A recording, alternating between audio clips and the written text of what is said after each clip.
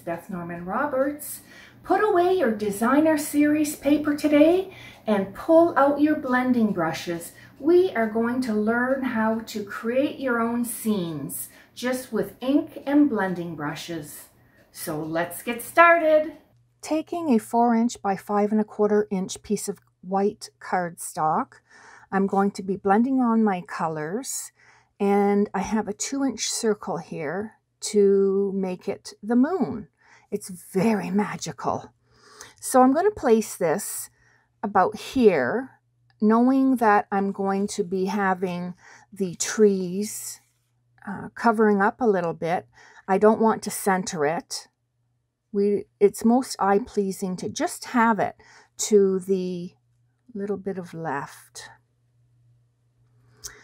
So starting out with my balmy blue, and you'll see that I have names on my brushes, and that's because I don't have a ton of them. I have a healthy number, but this makes it easier for me to not get my colors mixed up when I do my blending. I do that even when I'm not on video because I just don't want to make my inks mixed up. So after I put the blending brush into the balmy blue, I'm just going to rub a little bit off onto the side paper, or scrap paper if you wish, and I'm just going to lightly go around this entire circle, but I am going to reblend. I just love this blending. It's so very relaxing. I love to knit to relax, make cards. Anybody who does a lot of crafting or finds something to help you enjoy relaxing, this is very, it may be stressful for the first little bit, thinking you're going to make a mistake, but it doesn't take much to learn this. Now you'll see that there isn't a lot of color. And you're thinking, what? So when I take this off, you're going to be quite surprised. It's like magic. So I'm going to take a piece of ripped paper that I'm going to tear, and we're going to make the snow. Taking a piece of computer paper or a piece of scrap, if you wish, I'm going to rip, and I'm just going to try to make it go up and down a little bit without making too many quote-unquote hills. This is a little taller than I want. We'll see if I keep that or not.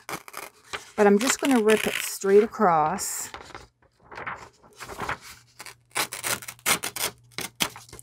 Make some little jagged edges here. There we go. So this is going to be my snow.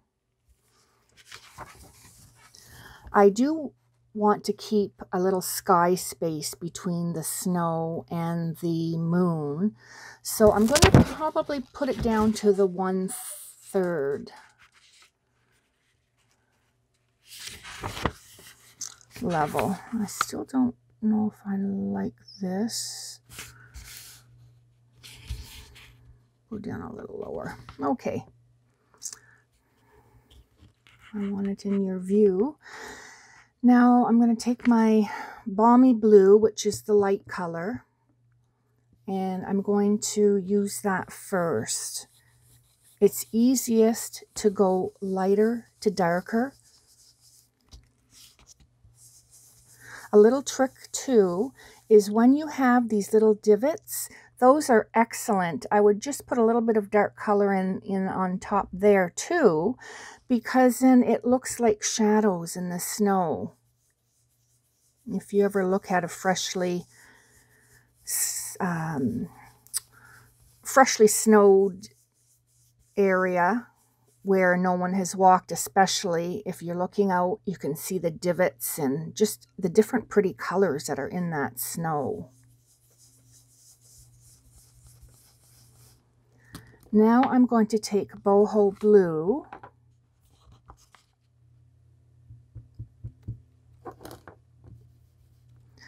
and rubbing off and putting just a little bit in dark of that edge there.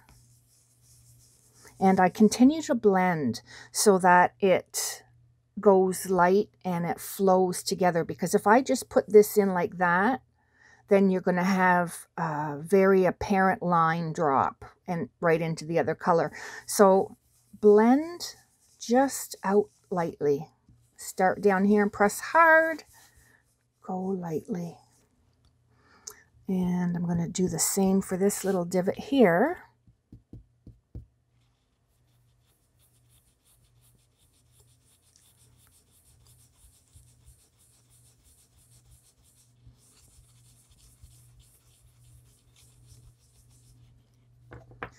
Now it might sound crazy, but I'm actually going to use some Highland Heather because I do really like to see a little bit of purple hue. If you see puzzles with winter scenes, you'll see a little bit of purplish in there, and it's just so lovely. Of course, it's nothing you have to do, but it's just my preference. And there you go. You now have a sky and the start of some snow. It's best to keep moving your paper into different directions. I'm going to, for instance, put this upside down because the other one looked too similar to this one. We want each row to be a little different. So here you can do it very tiny so that you have little snow drifts there. I'm going to take this down a bit. I'm going to take this little rip and rip it out. It's just a little too high for me. And you can always experiment and keep ripping and whatever you'd like to do. Now I've got points. Oh boy. There, that's much better. Snow drifts aren't always, well, in some case they could be always straight. I like to take an occasional snow drift and make it go in a different direction. So by putting my paper a little bit overhanging and right up to the edge of the paper, I'll leave a little bit of space. And then when I go down, you'll see another layer of snowdrift. So I'm going to start with the balmy blue again.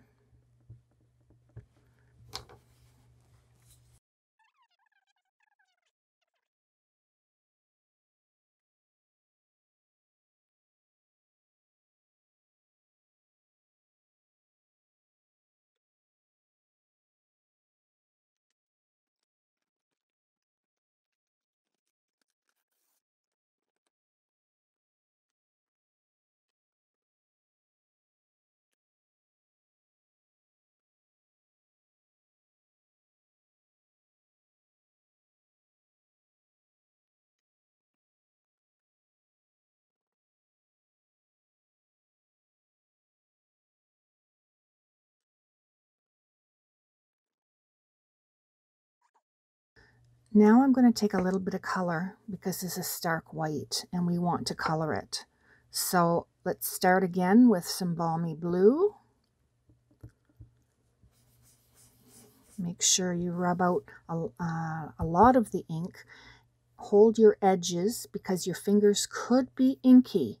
So if you think they are, take a scrap piece of paper, hold on to it with your fingers. I have been known to actually ruin some pieces because of my finger marks. So I have learned to use a scrap piece of paper. You're probably wondering how the bubble bath comes in.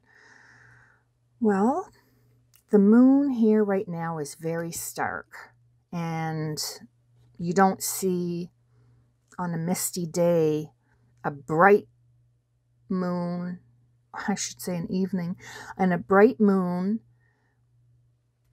So what I did is I took a little bit of the blending the bubble bath. You could use whatever color you like that you have used already. I would stay away from a dark blue, but if you wish, take the balmy blue and you can do what I'm doing right now if you don't want any pink in your project. But I'm going to take a good healthy amount and just blend it around to make sure that it is blended. And then I'm going to just lightly go around the edging of the moon. I guess I rubbed off too much. And just like so, you'll find that the edges are going to be a little bit more hazy. And that gives a beautiful look. See how that they already seem to blend and make it a little bit more hazy? But for me, I really like to see that pink.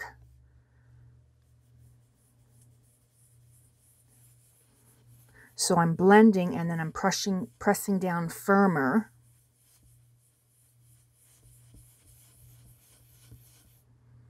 And I want to bring some color in on the right because that's where a lot of our moon is going to show once we put the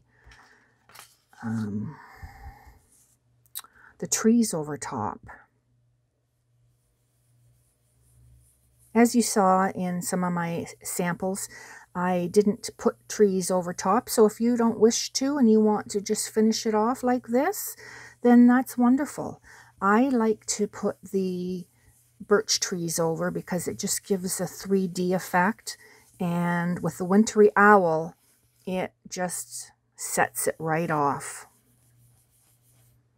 Okay, so I think I'm happy with that. I do want to add a little bit of pink into my snow. So just with a tip, I'm lightly going to go over some of the areas here where it maybe is a little bit higher than the lower dips there. And you can see there's just a haze. I don't know if you can see it on camera or not, but there's just a small little bit of pink.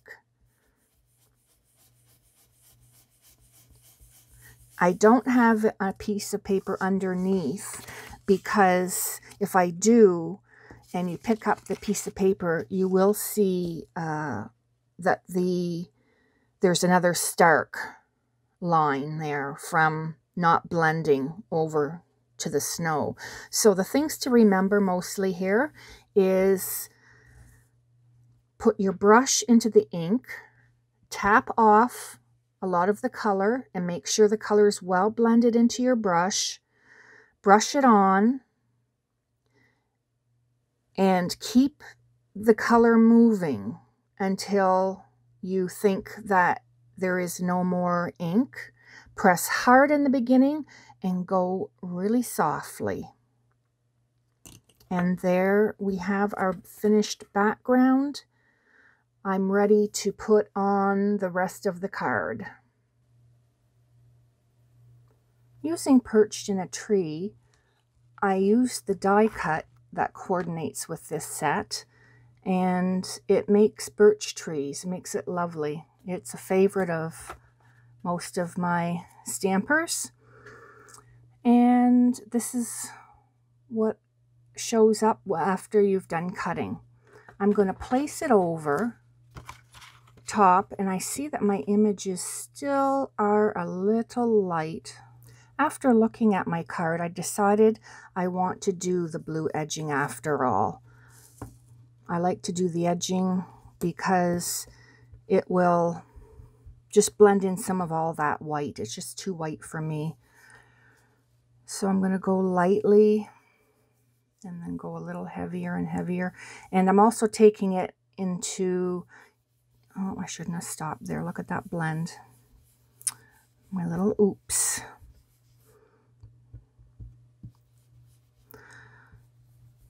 I like to go into the card so that you can see some color. There you go. See the difference there on that side compared to the side that hasn't been blended? It just seems to bring things together more. You see the blue coming into the pink, but I leave it enough white so that you can see the difference with the moon and a little bit of the brightness that shines. I just feel that this finishes it off. Now I'm going to glue these trees on top.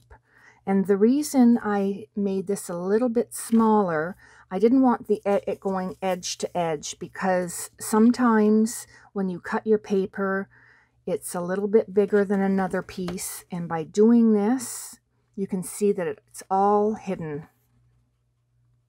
So this is what my background would look like.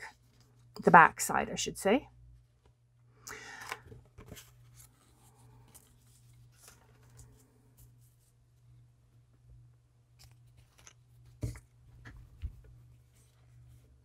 Glue the trees inside because you'll have it pop out of your card. So you do want to use just very little drops of glue, and I'm just barely squeezing it, just barely touching. And it may take a little bit of practice. I know some of my card making friends are still trying to learn that from me. Now it's all glued. I'm going to make sure, make sure my background is right side up. And I'm just going to put it down on the back of where it's glued. And just press firmly.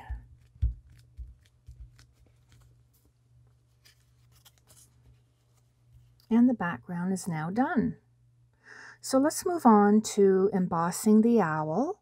Using a scrap paper, I'm going to emboss an owl onto the background. But the first thing I want to do is using an embossing buddy to take all the static out of the paper. Using my Versamark next, I'm going to add Versamark to the stamp.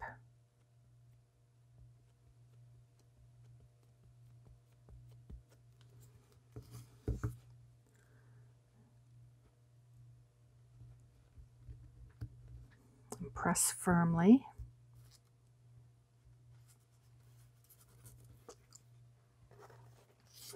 I've been embossing today, so I just have been moving my embossing powder from one coffee filter to another.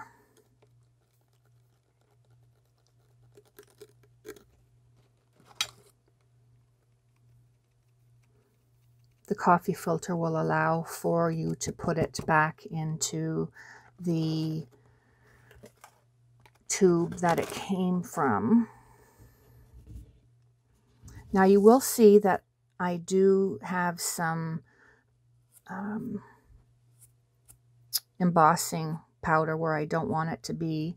You can use your finger if it's far enough, or what I like to do as well is to use a small little paintbrush.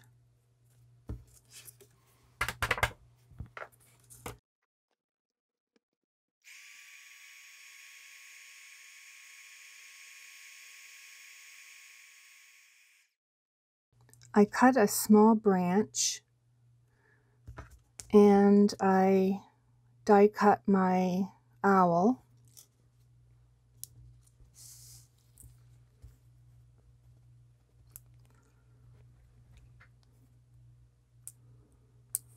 And again, using just very fine dots of glue.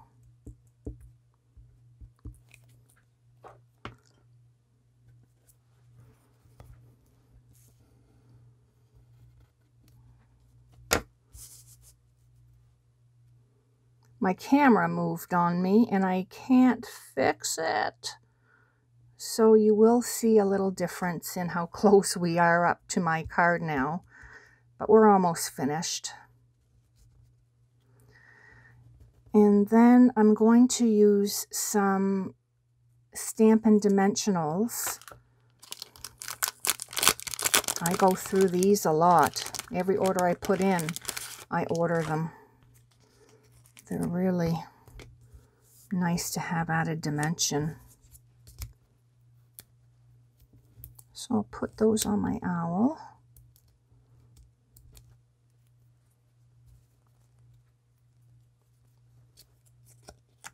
And put my owl on the branch.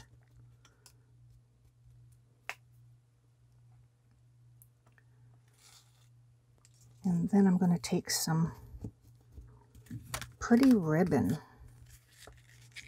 and add that to my card.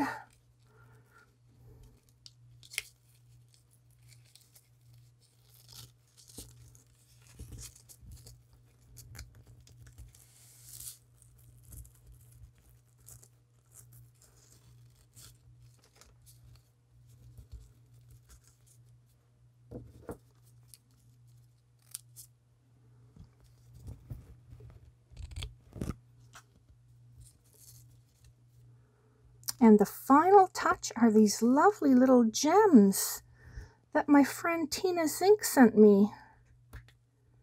Tina does some amazing videos.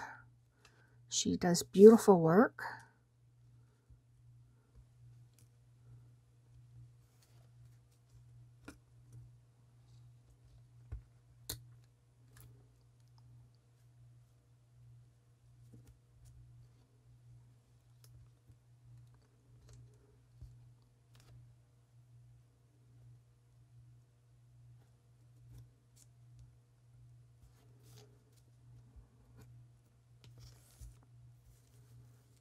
And there's the card. I hope you had fun today. Thank you for visiting, and stay tuned for some more tutorials.